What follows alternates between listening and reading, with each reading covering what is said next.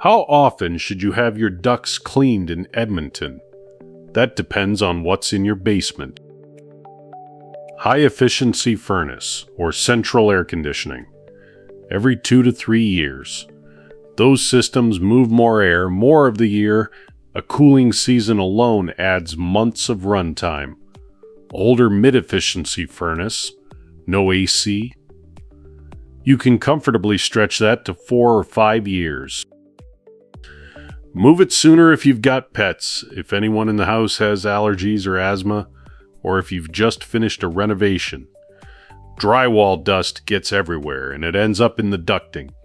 And in a brand new home, clean it early. Construction dust settles into that ductwork before anybody moves in.